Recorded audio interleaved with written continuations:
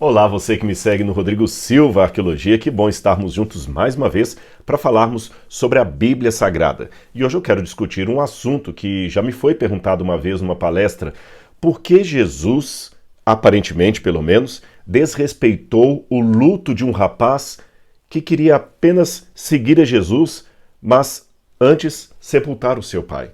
E Jesus aparentemente não se importou com o sentimento daquele jovem. Ah, você não conhecia? Isso está na Bíblia. Eu vou ler o texto e vou dar a explicação para você, como eu dei naquela ocasião. Mas antes de entrar no assunto, eu quero convidar você a se inscrever no nosso canal. Se você já é inscrito, então eu venho te pedir um favor aqui. Hoje, como há muitos canais no YouTube, para que o algoritmo reconheça o canal como sendo algo relevante, é importante que você deixe o seu like, se gostar, é claro. O seu comentário, ele é muito importante, movimenta o canal no YouTube e também que você possa divulgar para os seus amigos, tá bom? E se você não é inscrito, como eu falei, está aqui o nosso convite para você fazer parte da família do canal Rodrigo Silva Arqueologia. Seja muito bem-vindo e muito obrigado pelo seu apoio e pelo seu carinho. O texto que eu quero fazer referência hoje, do qual surgiu essa pergunta, se Jesus desrespeitou o luto de alguém, ele está justamente no Evangelho de Lucas, no capítulo 9, a partir do verso 57 em diante. Mas o verso que tem essa afirmação um pouco estranha de Jesus é exatamente o verso 59. Ele vai a partir do verso 57, mas no verso 59 diz assim: Jesus, virando-se para outro, disse: siga-me. Mas ele respondeu: Senhor, deixe-me primeiro ir sepultar meu pai.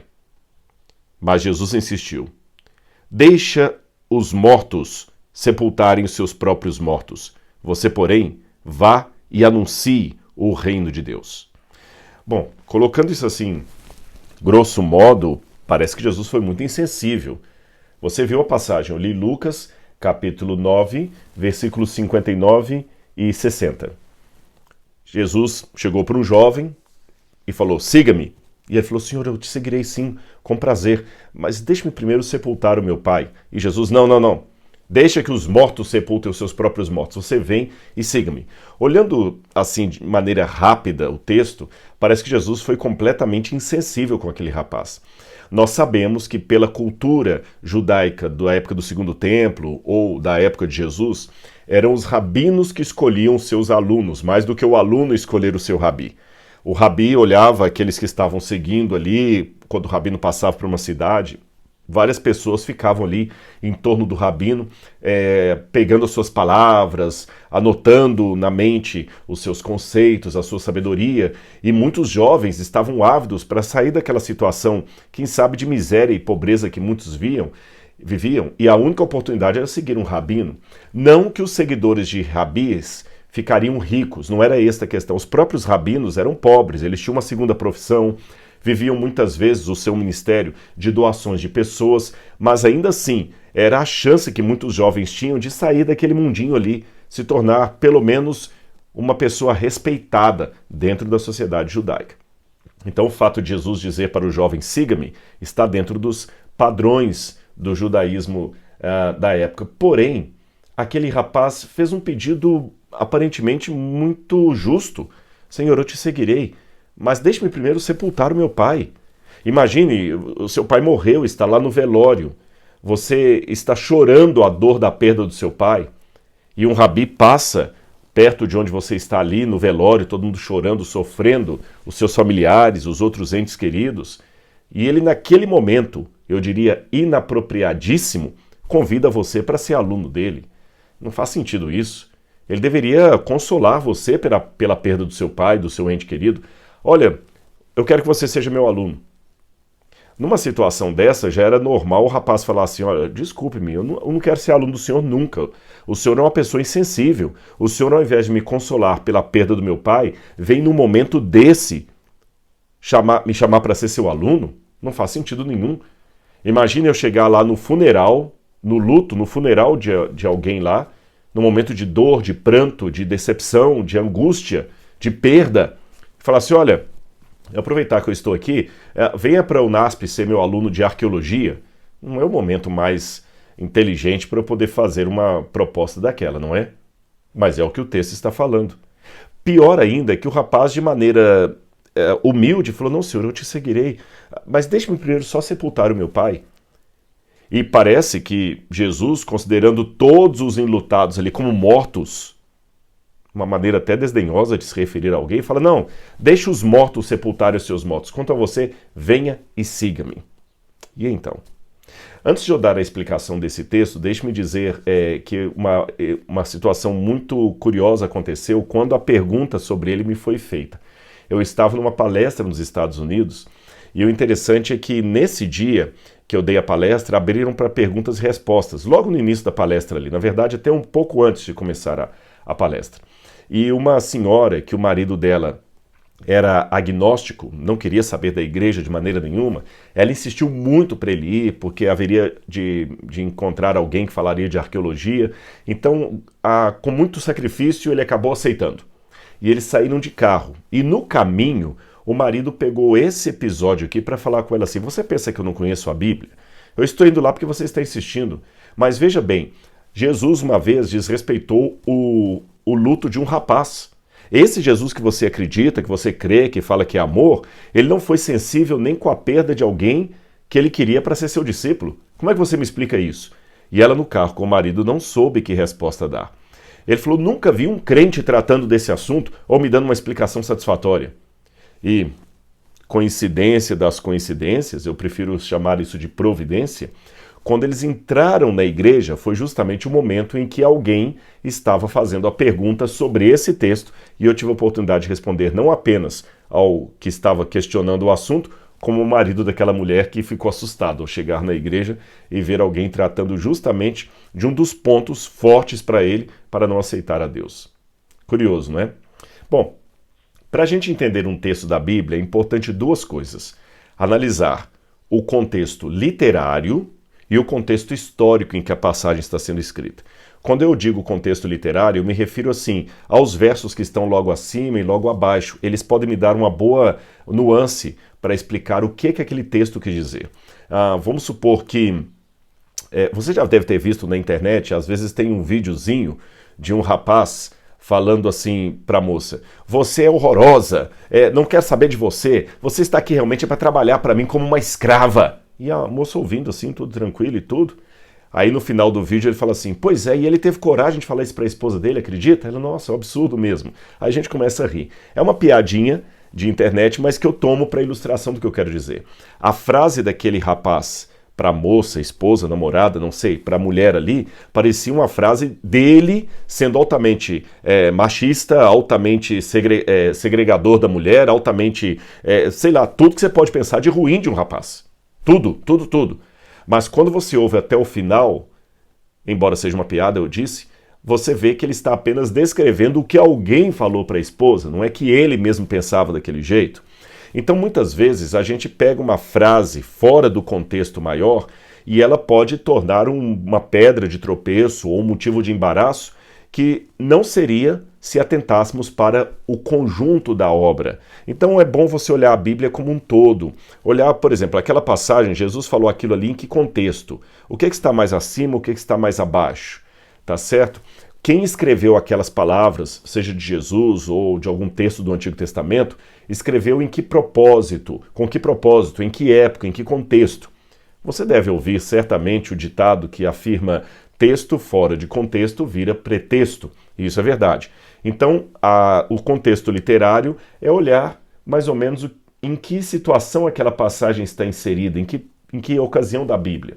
E a primeira coisa que me chama a atenção é que essa passagem ela está inserida justamente num contexto que começa no verso 57, que diz assim: enquanto seguiam pelo caminho, alguém disse a Jesus. Aí aparecem pessoas que ao caminho iam se pronunciando para Jesus, o que faz parte realmente do chamado rabínico de alguém. O rabino, quando ele tomava a decisão de chamar os seus discípulos, ele ia na estrada falando: olha, você vem, daqueles que normalmente o seguiam ou que ficavam assentados ouvindo suas preleções.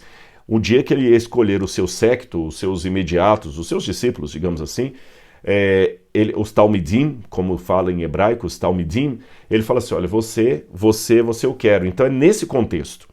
Ora, quando eu vejo isso aqui nesse contexto, já suaviza, porque se aquele rapaz estivesse num funeral do seu próprio pai, ele não estaria estrada afora. Tá bom? Olha, Jesus seguia caminho afora, quando alguém diz. Então Jesus estava numa via pública. E normalmente via pública não era o lugar onde alguém ficaria velando o corpo de um ente querido. Além do contexto literário, é importante você ver também o contexto histórico da passagem. O contexto histórico é quando você vê os costumes, usos e costumes da época, a gíria, os elementos morais, éticos, o comportamento daquele povo, as expressões idiomáticas que eles usavam. Isso também me ajuda a dar luz no texto. Então, no primeiro lugar, eu tenho que olhar a passagem dentro do seu contexto literário, fazendo perguntas ao texto. Peraí, isso aqui tem que parte da Bíblia? O que o autor bíblico quis nos ensinar com isso? Por que essa história foi contada aqui? Quais são os versos que estão antes e depois daquela fala que me causou embaraço ou estranhamento? E num segundo momento, o contexto histórico, que eu já até acenei algumas questões dele para vocês aqui. Eu falei como é que o rabino escolhia os seus discípulos, os teus talmidim, e isso nos ajuda a ilustrar. Então vamos começar pelo contexto literário.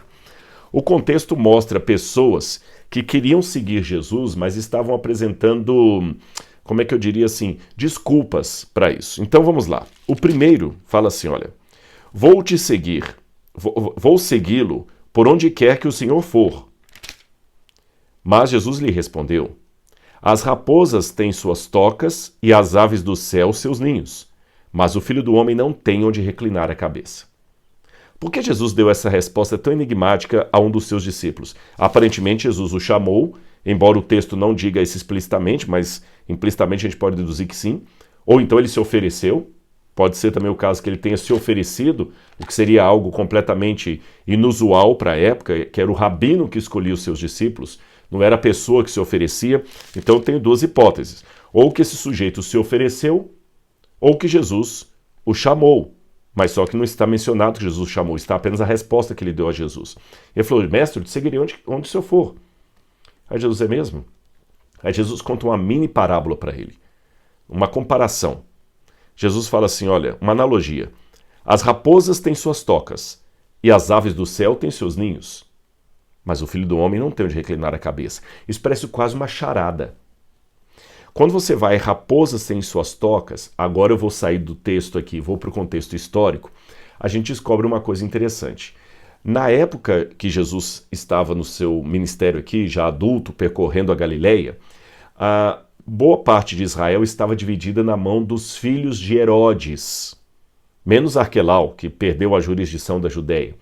E os Herodes eram odiados pelo povo, eles odiavam Herodes, odiavam. Não só o Herodes pai, aquele que mandou matar as criancinhas quando Jesus nasceu, mas os Herodes filhos, tá certo? Que cuidavam ali, por exemplo, Herodes Filipe, que vai vir depois, e outros mais. Você sabe, quando as pessoas não gostam de alguns políticos, eles costumam colocar apelidos nesses políticos, não é mesmo? Na época de Jesus não era diferente. Os Herodes, às vezes, eram apelidados de as velhas raposas.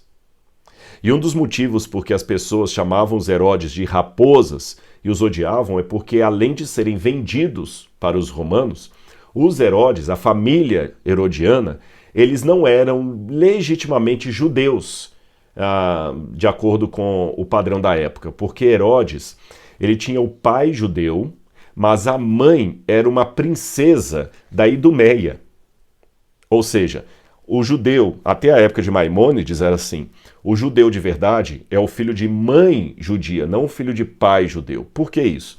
Porque naquela época não havia exame de DNA, então o filho, com relação à mãe, não temos como ter dúvidas, porque todo mundo viu a mulher grávida e o bebê saindo dela. Mas o pai, numa época que não há DNA, é meio difícil você dizer. Então havia uma preconização do judaísmo.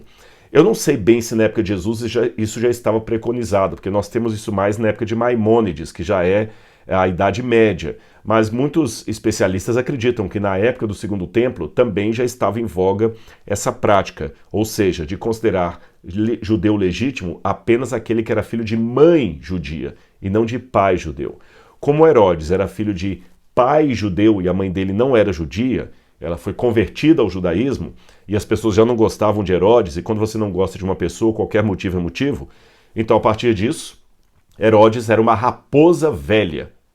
Aliás, houve até uma vez em que Jesus estava para ir para Jerusalém e o pessoal falou assim, olha, não vá não, porque a gente está com medo que Herodes pode procurar o Senhor para matar.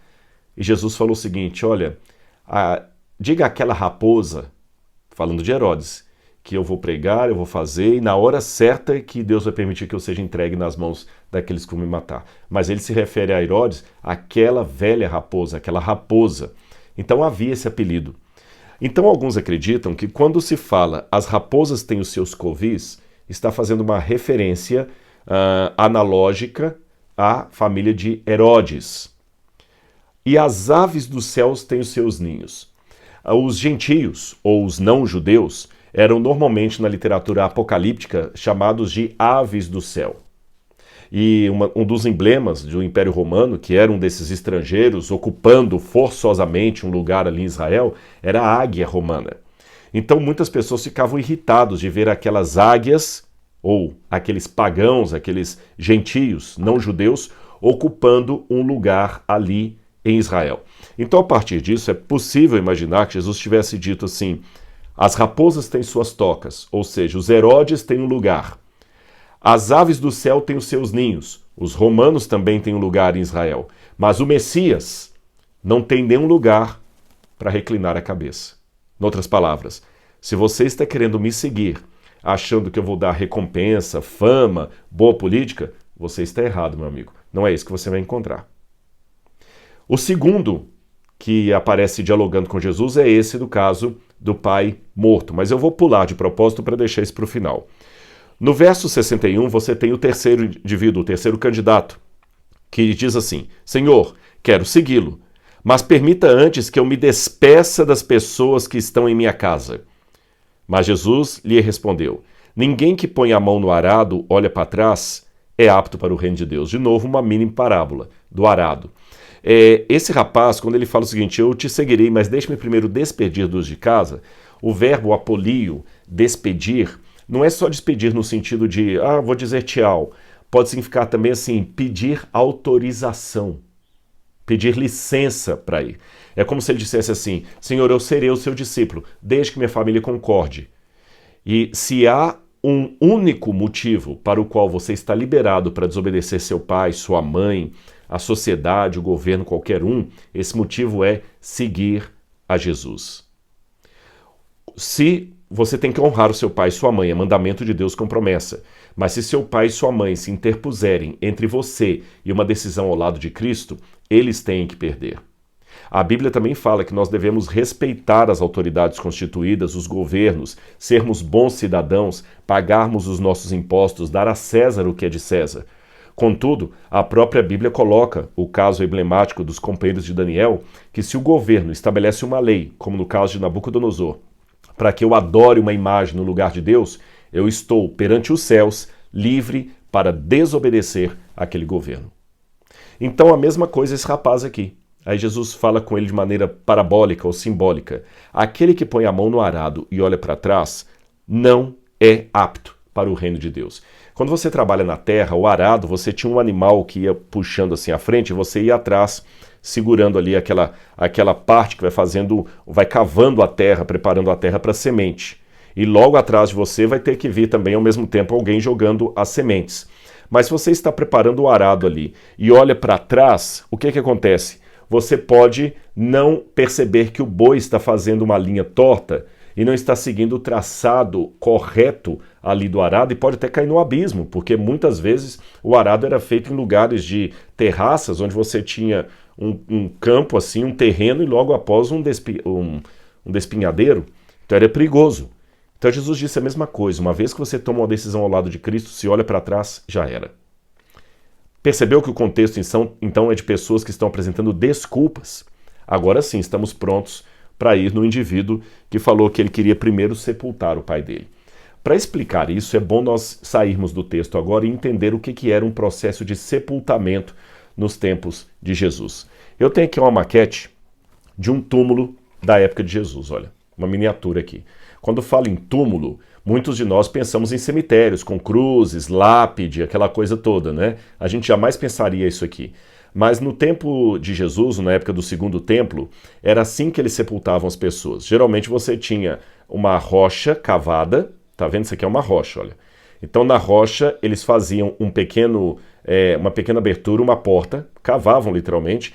Muitas vezes aproveitavam uma caverna natural, há muitas dessas cavernas ali na região da Judéia e também da Galileia, ou faziam a sua própria caverna, eles pegavam ali e cavavam. E aqui fora você vê que tinha uma pedra redonda, eles usavam essa pedra aqui, e essa pedra redonda que eles usavam para rolar e cobrir a porta do túmulo, como você pode ver. Como é que era o processo? Bom, dentro do túmulo, vou mostrar para vocês, seria assim, olha. Tá vendo aqui, ó? Você tem então como se fosse um quarto mesmo. Aqui era onde você colocava o corpo da pessoa. Você colocava o corpo da pessoa aqui. E o processo do sepultamento era curioso porque, se eu posso falar a rigor, ele demorava no mínimo 1 ano. Como assim? Eu vou explicar para você. A pessoa morria. E havia todo um preparo do corpo para ser sepultado com dignidade. Aliás, essa era uma coisa de Israel, que eles priorizavam muito assim, a preservação do corpo para a dignidade da pessoa. Isso era muito, muito forte para eles, especialmente na época do Segundo Templo. Então, quando a pessoa morria, em primeiro lugar, eles pegavam o corpo, lavavam o corpo bastante, eram as mulheres geralmente que faziam esse serviço.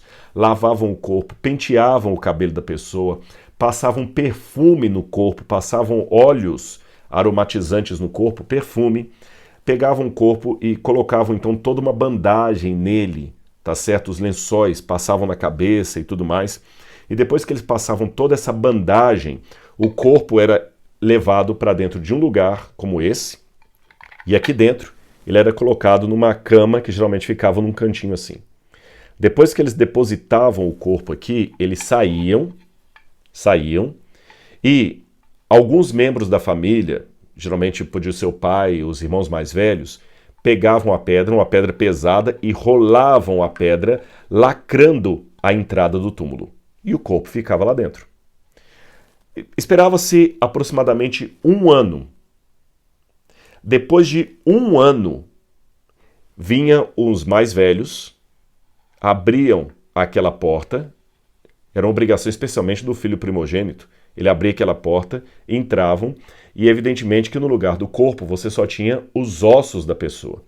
Então ele pegava os ossos da pessoa e colocava numas caixas de pedra, numa caixa de pedra chamada ossário, ou ossuário.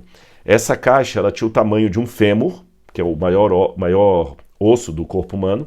Ela tinha o tamanho de um fêmur, e ali dentro daquela caixa, calmamente, ele colocava o crânio, o fêmur, a tíbia, todos os ossos da pessoa. Aí eles saíam e fechavam o túmulo de novo. E aquele túmulo estava pronto para receber outro corpo. É assim que funcionava.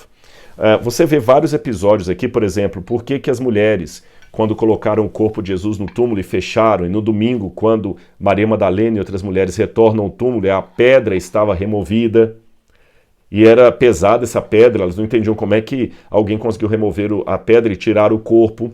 Aí você pode perguntar, mas espera aí, Rodrigo, se o túmulo só era reaberto 1 ano depois da morte da pessoa, por que Maria Madalena foi lá no domingo? É porque, devido à entrada do sábado, do Shabat, Jesus morreu na sexta-feira à tarde, próximo ao pôr do sol, eles passaram o perfume assim muito rápido e enrolaram o corpo de Jesus de maneira assim quase apressada e colocaram ali dentro. E Maria Madalena e outras mulheres, lembra, eu falei com vocês que os judeus valorizavam muito esse processual do sepultamento aí, elas voltaram para dar continuidade àquele serviço que não foi possível fazer na sexta-feira. Aí você pode falar, e por que elas foram tão de madrugada se tinha que ter homens para puxar ali, porque era muito pesada a pedra? A ansiedade juvenil de Maria e de outras mulheres que seguiam a Cristo. Lembra que quando Jesus aparece, ela quase como uma criança agarra e fala assim, Senhor, é o Senhor. E ele fala, mulher, não me detenhas que ainda não fui para o meu pai. Então ela voltou assim como uma criança, eu vou ficar lá na porta esperando até os discípulos virem para abrir a porta e eu poder continuar a preparar o corpo do meu Senhor. Sabe aquela pessoa que está tão ansiosa por uma coisa, ele quer tanto assistir aquele espetáculo, que ele chega ao teatro antes de abrir as portas, fica ali na fila esperando? É mais ou menos isso. Por isso que elas foram. A partir dessa explicação, eu vou falar uma coisa para vocês que talvez vai surpreender alguns, mas calma que eu vou explicar. Jesus não foi sepultado. Jesus não foi sepultado. Mas como, Rodrigo? A Bíblia fala Jesus no sepulcro? Aí que está a questão. Em muitas passagens da Bíblia, quando fala o seguinte, Jesus no sepulcro, sempre nos evangelhos falam, viram onde o Senhor tinha sido colocado. Ele foi posto no sepulcro. Olha a questão aí da tradução que a gente tem que tomar cuidado. Na língua original de Jesus, no hebraico, no aramaico da época e na cultura da época, sepultar e ser colocado no sepulcro não é a mesma coisa. Tá bom? Não é a mesma coisa. A pessoa só era sepultada, de fato, quando, um ano depois da morte dela, os seus ossos eram tirados e colocados dentro de uma caixa de pedra. Aí você tinha completado o ciclo do sepultamento e a pessoa foi de fato sepultada. Mas até esse um ano depois, em que os seus ossos seriam retirados, a pessoa estava apenas colocada no sepulcro. Ela não tinha sido ainda sepultada. Tanto é que no Evangelho de João, quando Lázaro está morto, e as mulheres falam assim, Senhor, se o Senhor estivesse aqui, nosso irmão não teria morrido, porque já tem 4 dias que está sepultado. A melhor tradução ali seria, há 4 dias que ele está no sepulcro, e não que ele está sepultado. Estar no sepulcro não é a mesma coisa de estar sepultado. Entenderam por que eu falei que Jesus não foi sepultado? Jesus foi colocado no sepulcro. Ele só seria sepultado se depois de um ano seus ossos fossem tirados. Eu sei que alguém pode perguntar assim, mas Rodrigo, Paulo fala, para falar do credo cristão, Paulo fala que nós cremos que o nosso Senhor morreu, foi sepultado. Paulo fala sepultado, não colocado no sepulcro. Sim, porque Paulo estava se dirigindo a uma audiência majoritariamente não judaica. Então Paulo falou numa linguagem que eles pudessem entender. Paulo adaptou. Mas no contexto judeu, o sepultamento é quando os ossos são retirados ali e colocados na caixa de pedra que é guardada aqui dentro também. Aí o sepulcro está pronto para receber outro corpo, tá bom? Então você pode falar disso de 2 maneiras. Letra A, que o sepultamento de uma pessoa dura no mínimo 1 ano e só é completado quando seus ossos são retirados e colocados na caixa de pedra. Ou letra B, que a pessoa só é sepultada quando os ossos são colocados na caixa de pedra. Tá bom? Aliás, é por isso que fala a Bíblia que Jesus foi colocado num sepulcro novo, onde ninguém havia sido ainda sepultado. Ou seja, não havia nenhuma ossada guardada ali dentro. Havia também um dispositivo, e a gente deduz que talvez, provavelmente, não posso afirmar com certeza absoluta, talvez esse costume que eu vou exemplificar agora estaria por detrás da fala de Jesus, deixe os mortos sepultar os seus mortos, é que, às vezes, em alguns ossários ou ossuários, eram colocados mais de uma ossada. Às vezes você tinha a ossada de um homem e de uma mulher, que poderia ser pai e mãe, filho e mãe. Às vezes você tinha membros da mesma família colocados dentro de uma mesma caixa de pedras para economia de espaço. Pode ser que aí esteja a razão da expressão de Jesus, deixe os mortos sepultar os seus mortos, ou seja, na época certa o morto vai encontrar os seus mortos. Lembra a visão de Ezequiel do vale dos ossos secos, né? Onde o profeta vê o vale dos ossos secos, ou seja, onde o morto encontra os seus mortos. Ou seja, aquele meu ente querido que morreu antes de mim, eu vou encontrá-lo. De que maneira? Quando os meus ossos forem colocados juntos com o dele. Agora você acha que já está desenhando a resposta que eu posso dar para aquele enigma, se Jesus desrespeitou o sentimento de luto do rapaz. Não, não se trata disso. Provavelmente, é o mais lógico de se inferir, aquele rapaz estava ali, e quando Jesus falou, siga-me, ele falou, eu vou te seguir, mas deixe-me primeiro sepultar o meu pai, de onde eu posso deduzir 2 coisas.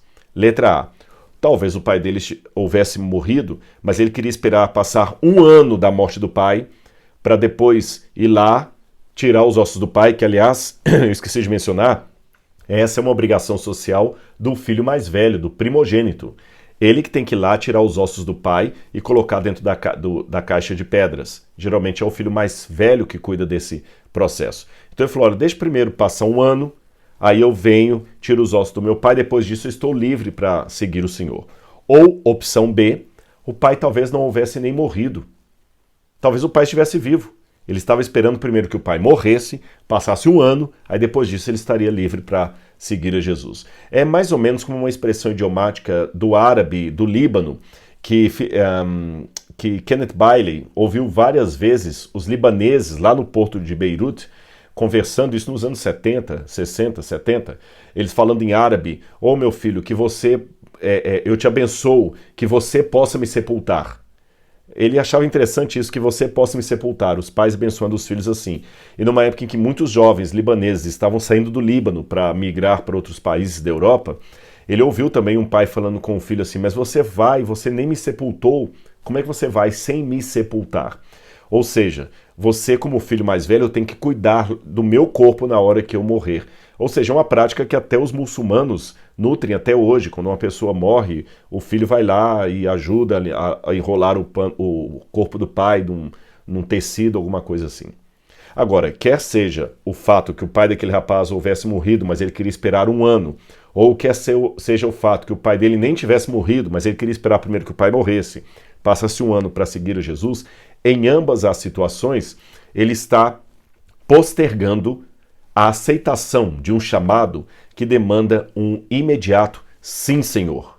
Como diz a Escritura, hoje se ouvirdes a sua voz, não endureçais o vosso coração. Tá bom? Hoje, no dia que se chama hoje. Hoje é o dia da decisão. Aquele rapaz então estava similar a muitos que falam o seguinte, eu vou seguir a Jesus, mas deixe-me primeiro cuidar da minha vida pessoal, deixe-me primeiro terminar minha casa, fazer minha faculdade. Não, Jesus te chama hoje. Mas e o que vai acontecer no futuro? Quem convida, paga a conta. Então não se preocupe com isso. Jesus, portanto, não desrespeitou o luto daquele rapaz, que talvez não estivesse nem de luto, como eu falei já com vocês aqui, eu expliquei, mas estava apenas enfatizando aquele mesmo convite, aquele mesmo chamado que todos nós recebemos até hoje. Siga-me. E o que você está respondendo para Jesus? Você está falando, Senhor, eu estou aqui, eu te seguirei? Ou está falando, eu te seguirei, mas... Esse mas é que é o problema. Essa conjunção adversativa, ela sempre separa o protocolo do verdadeiro. Sempre separa o politicamente correto do sentimento honesto. Sabe aquele negócio assim, nossa, eu queria tanto ter sua casa, mas... Nossa, eu faria com prazer, mas... Diz que a verdade vem sempre depois do mas. Senhor, eu te seguirei, mas, porém, contudo, entretanto, todavia... Meus queridos, se eu posso terminar esse vídeo com um apelo, Jesus hoje está convidando você para aceitá-lo como seu salvador pessoal e segui-lo como seu discípulo, seu discípulo ou como discípula de Jesus, homem ou mulher, tá bom? Siga-o hoje e abandone do dicionário do discipulado as conjunções adversativas, mas, porém, todavia, contudo, entretanto, não. Vamos abolir isso do nosso dicionário. Senhor, eu estou aqui, sem mais, sem mas, sem porém. Que Deus abençoe você. Muito obrigado e a gente se vê no próximo vídeo. Tchau, tchau.